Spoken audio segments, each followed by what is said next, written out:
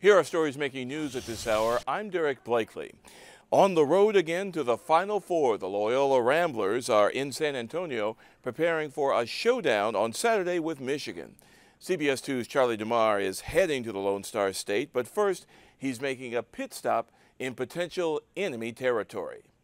Hey guys, Charlie DeMar here. Quick update from the road. We are in Lawrence, Kansas on Kansas University's campus right now, and we have had a busy day so far. We just spoke to people on campus about the possibility, there is a potential that if Loyola wins their game on Saturday and Kansas wins its game on Saturday, that would be your national championship. So we brought our cutout sister Jean along for the ride to see what fans here thought. Obviously, Kansas is a huge basketball school. They have a big tradition of winning.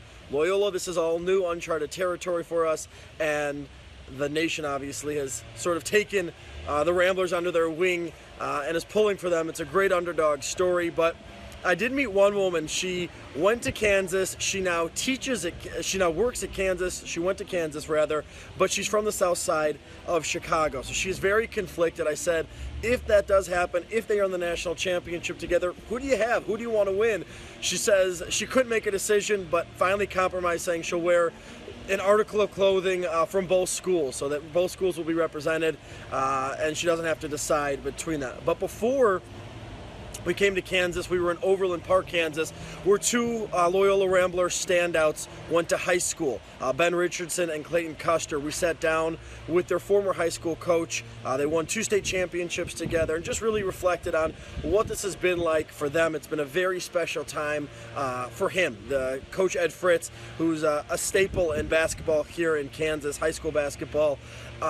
He's loving this moment. He's been at all the games. He's made a point to go to all the games, and he's actually getting ready to pack up and head to San Antonio just like us and make that road trip. And he's going to be there, of course, cheering on his 2 former players. So we will continue to keep you updated from the road. We are grabbing a bite to eat and then making a trip, hopefully making it to Dallas tonight. So we got a little driving to do, and I'll leave you with that. Police are investigating what caused a family's SUV to plunge off a cliff in Northern California. Authorities found the vehicle on Monday. They say they believe the parent and their 6 children were killed. Chris Martinez has that story.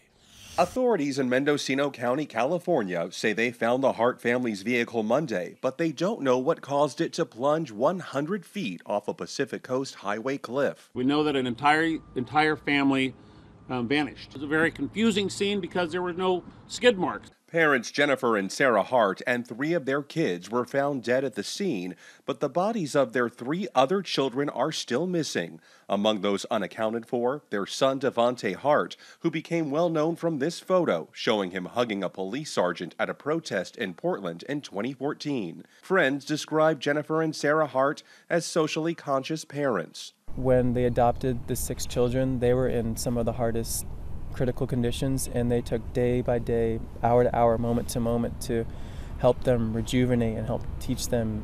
But their next-door neighbors in Washington State say the kids would complain to them. They called Child Protective Services on Friday. Their daughter's telling us, please, please, please, begging us not to make her go back and that they are abusing her. And then Devonte coming over here and telling us that, he's being starved to death. The Mendocino sheriff said they have no reason to believe the crash was intentional, but continue to investigate. Chris Martinez, CBS News, Los Angeles. And here now is Rob Ellis with your forecast. Hi everyone, meteorologist Rob Ellis here. We had some showers this morning, but now we've moved most of that out of here, although northwest Indiana could see a few showers before we finally clear things out. And hoping to see some sunshine, getting the temperatures up into the upper 40s to near 50. Now, if you don't get to 50 today, don't worry. We've got more of that in the forecast for the 7-day. 50 by the time we get into your Friday. Saturday, some showers in the morning, but we may be able to get to 52 before finally some much colder air and some breezy conditions move in. That sets us up actually for a pretty nice but much colder Easter. Temperatures near 40 for Easter with a lot of sunshine expected. Have a great weekend.